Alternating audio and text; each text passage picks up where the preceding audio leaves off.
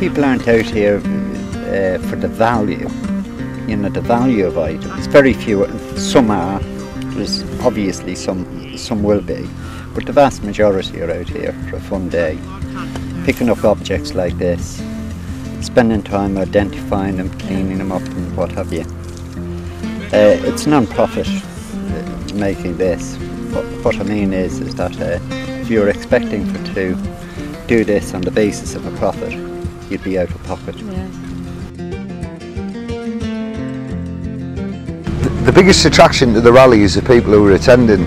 We've discovered on the rallies two major hoards currently with the British Museum. We've seen pieces from Saxon, Viking, Roman, prehistoric, but the best thing anybody ever took from one of the rallies has been the memories. Sort of one of the hand visits needs cleaning, of course. Yes, yeah. That's a medieval mount, and that's a medieval book clasp. It's just dipped in silver to make it look like a silver coin. Oh right. But it's a copper coin. That'd be forgery. Detecting wise, I don't think it's a detecting, it's just like this now. Just a gathering. The gathering of the clan, so to speak. And we get to meet old friends maybe once a year type of thing, you know. And we just reminisce, talk about the old times. The last rally we went where we found nothing, and this rally we found nothing. But we all fetch a find to show them what they found in between. Finding this has made my weekend. If I found nothing else, I'm more than delighted with this.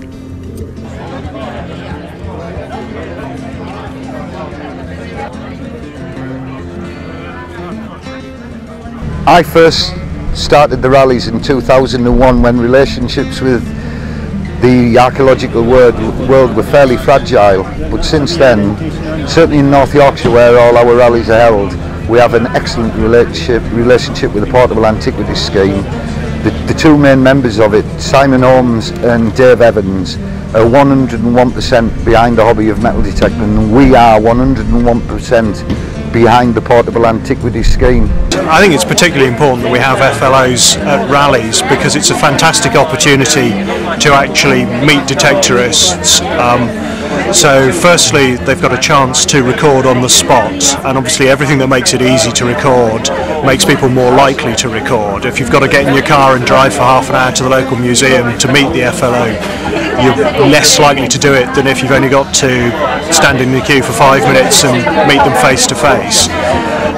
Secondly, it's really important here because we actually give people a chance to see how their one find adds up with all the other finds that people are making, to tell us more about the place that we're in. So for example, today here at Snape, if you found one Roman coin, you might think it's a chance find. In fact, we've got a number of people finding Roman coins. For anyone who thought that Snape, it's a medieval castle, there's nothing here before the Middle Ages. In fact, we've got proof that there is Roman activity. Maybe more interestingly, we're finding a number of Anglo-Saxon and Viking objects here. Again, one object doesn't mean anything on its own.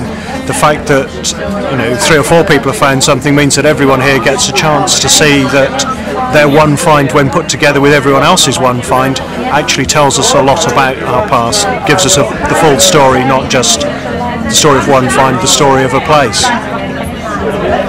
The process that we're using here at the rally, although it's broken down into different people doing different jobs, is pretty much what we always do with it. We're looking at the object, we're identifying what it is, taking a description, taking some detailed measurements, how long it is, how heavy it is.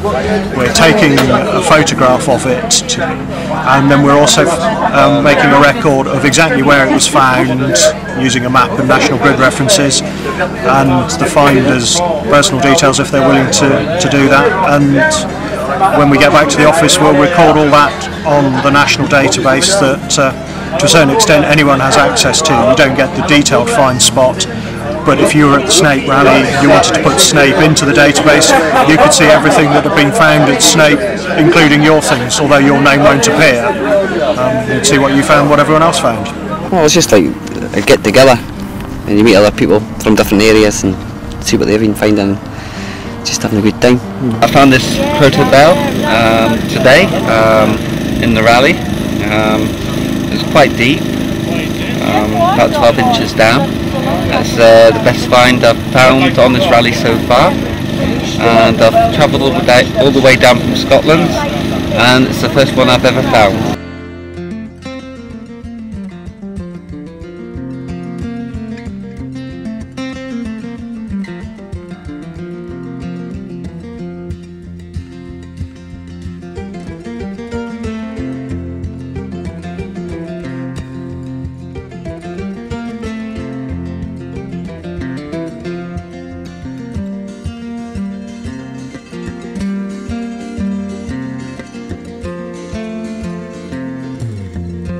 What a wonderful way to spend the weekend in the fresh air, getting lots of exercise, and if you take the caravan, it's home from home.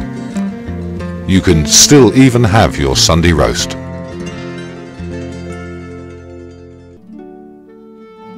It won't be long before you're finding all manner of things, and some of them could be of considerable value. When you get home and start to clean your finds, you can do more damage to your metal objects in 5 minutes than the plough can do in 500 years. The first thing you should do is to wash the finds gently in warm water. Use a soft toothbrush to remove any mud. This way you can identify the object before you do anything else. Whatever you find, the first thing you should do, particularly if it's corroded, or just wash it under a tap with just soap and water, perhaps a very soft toothbrush just to get dirt out the crevices so you can identify the shape of the item. But beyond that, do no further cleaning until you know exactly what you found. This is an Anglo-Saxon brooch. It's made of copper alloy, which can sometimes be very unstable. But on the back of it is the remains of iron. Now this is the remains of the pin, which would have gone straight the way down here to secure it to the clothing. Now sometimes within this corrosion you'll find bits of textile or impressions of textile from the clothing, and of course if you used a toothbrush and water to clean that, you could potentially damage this area and we could lose information about what sort of things people wore. There are cleaning aids on the market such as tumblers and chemicals. These should be used carefully and never used on valuable or delicate objects. Never polish your coins and other finds. If you are in doubt about how to clean something, ask your local museum for advice first.